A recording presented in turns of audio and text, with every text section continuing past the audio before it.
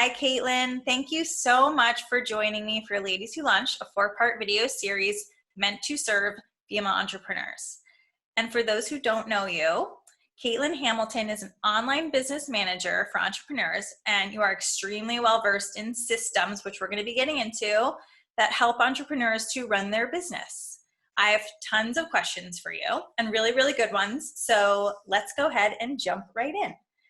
The number one question for you is probably the question that a lot of people have. What is an online business manager?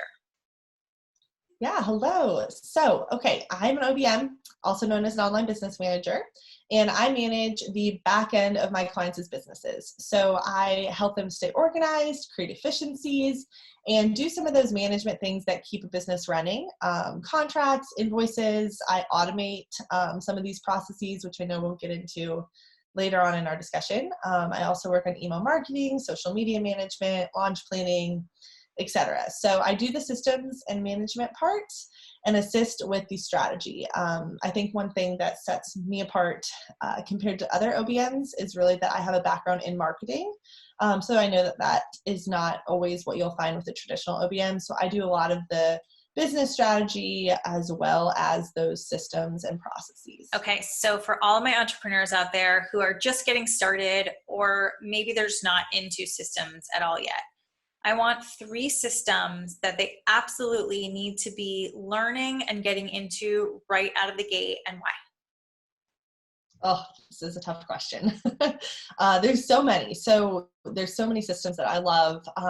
If I had to share my top 3, I think I would start with a project management tool. So I am big on organization, obviously. And I think that's something that when you're just starting out, or even my creative entrepreneurs that I work with now, they struggle with that and staying organized. And I don't know if most of you guys are pen and paper type of people or digital to-do list type of people, but I still highly recommend using a system like Asana. Asana is a great project management tool that allows you to kind of track your projects and your work and your to-do list, and that way you don't forget anything. So one thing I love about Asana is the ability to set up recurring tasks. So if each week you need to, remind yourself to create and write a blog post or to schedule social content or whatever it may be. I mean, you can use this for your personal life too. And then sometimes I still write out with pen and paper, those really most important things to focus on, but it's just a great way to not let anything slip through the cracks. So that's one suggestion. I would say my second suggestion would be Dubsado. That is kind of like my all-time favorite platform. It is a business management solution tool for contracts and invoices, and you can create a lot of automations through this platform to do the work for you. Meaning if somebody signs up as a lead on your website for more information, they can fill out a form, it can get sent exactly, through Dubsado, and you can get them out an email automatically. Giving them some next steps. They can book a call with you. They can decide if they decide they're going to work with you. They can contract an invoice and a link maybe to book their first call. That's just a really short example of the way that the system can work for you. And it's something that I teach and use in almost all of my clients' businesses. And I actually have a course on it, which I'll chat more about. But it's a great tool to help you stay organized in your business. The third thing I would suggest is absolutely an email marketing platform. So if you're familiar with like MailChimp, that's a really popular one for beginners, or ActiveCampaign, or I personally use Flowdesk. I really like how visual it is, and it gives you a little bit more creative freedom than some of the other platforms. And it's a great way to build your list. So Facebook, Instagram, all the social media platforms, they own your followers and your content, but you own your email list. So you want to be building that email list from day one. You want to be getting people subscribed to your content to be able to share with them value-add information that's going to serve them. And you'll grow your email list. I mean, everybody starts at 0, and you don't have to wait to have a following before you can have an email list. So I would absolutely start that, from the beginning. Okay, so systems are obviously a great way to streamline, to organize, prioritize. I get it.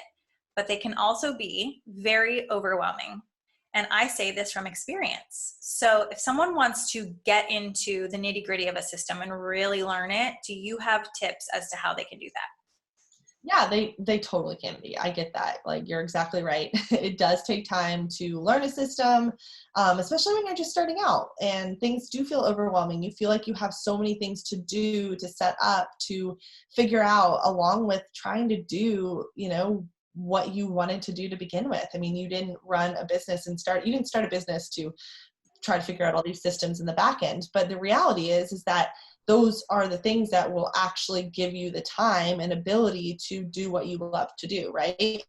So I think if you're doing this from like a DIY approach and figuring it out on your own, dive into one system at a time. Don't try to learn them all at once. Use resources like Google or other entrepreneurship groups on Facebook to search out, the best you could search. I mean, I just gave you some for email marketing, but best email marketing platform or best social media scheduling tool. And you can ask for advice in those groups. I mean, I did a ton of just research on my own and was really resourceful to figure out like how to make a system work. And that's one way to do it, right? I mean, it depends on truly how much time you have, how much time you want to invest. Or the alternative is to sign up for a course. So as I mentioned, I have a course on Dubsado, and it is an hour and a half long, and you will get your entire platform set up from start to finish. So it kind of weeds out all of the like, oh, do I need to do this? Or how do I do this? And researching and figuring out how to set, that portion up. My course, just like other courses you can find out there for different platforms, will teach you how to do that and save you the time. And it may cost a little bit of money, but you're going to get it set up a lot faster, and you're going to save yourself that time and frustration. I also offer a done-for-you intensive called Systems with Speed. So I basically learn more about your business and kind of how you run it and where you struggle and where you could use some automation or some simplicity. And then I set up those systems for you and give you a video in terms of like how I set those systems up. So there's obviously different options for what you're ready to and what you're willing to invest if you want to reduce that overwhelm of learning systems in your business. Great. This is all super, super helpful for all of us, including me. So thank you for that. Okay, so while a lot of business owners are just learning now how to take their businesses into a remote world, you've been doing this for a while. So what is some of the biggest struggles that you're seeing for your clients that are moving exclusively online? And do you have any tips for those that are struggling right now? Yeah, I mean, I think that this is such a hard time for so many people. I mean, we're having to adjust our entire businesses as a whole, whether you were working online previously or whether you were working more in like a face-to-face capacity. And I think the biggest thing right now is the ability to pivot. And sometimes we get stuck in what we know, what we're used to, and it's hard to just accept that you have to kind of change the way you work and change some things about your business. And for example, I have a client who offers public speaking classes, and they're all done in person. And she really focuses on, how you show up and how you speak to your audience on stage. So a lot of those live events are being canceled right now, and who knows when we're going to be able to go back to something like that, right? So she's had to pivot her business in terms of offering those classes virtually and teaching people how to virtually deliver a message and convey a message in a way that is convincing, right? In terms of doing that online versus using your body language to do it in person. And so I think the best piece of advice there is really figure out what your target audience's main problem is, and then how you can deliver that in a new way. How can you change that format to be delivered online? And in doing so, is there a way that you can do that for multiple different types of people in your audience? So financially, that's kind of a struggle right now. So is there a way that you can offer some sort of lower level offering to get your clients in the door and serve them with where they're at right now, to give them the ability to then invest in you later on down the road in a larger capacity? So from a business perspective, that's kind of what I'm seeing. And I think from a tactical perspective of just working from home, if you're not used to doing that, I would say keep a set schedule. I mean, I struggle if I do not have a schedule every day to follow. in terms of like a morning routine, when I'm supposed to be working on client work, homeschooling my stepson, spending time as a family. And if I don't have that kind of ironed out, I mean, the whole day will get away from me. So if you're struggling with that, I would say create a schedule, set that schedule, and stick to it, and that will help you to stay on track. That one really resonates with me because I am such a scheduler, and I preach this to my clients as well. Okay, so let's jump to social media, which is obviously it's a huge moment for social media, and it has been, but I think showing up on social media is changing even in COVID. And there's so many platforms. So what my main question is here is, how do you recommend that clients stay on top of social media, keep showing up? And do you have any strategies or systems that you can share with them that you personally like? Yeah, social media is a beast. I love it. It's been something that I've really dove into since, gosh, like back in high school. It's definitely like captivated me.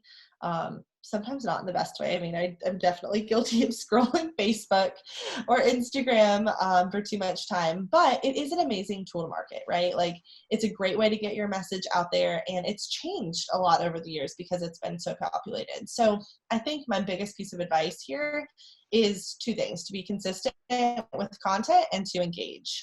So the number one, being consistent. How do you do that, right? Like, I think so many people struggle with getting content out there, and that's because they're trying to do it every single day. Like, they're trying to sit there and think, okay, what do I need to post today? What should I post today? And you're not coming at it from a place of like true inspiration.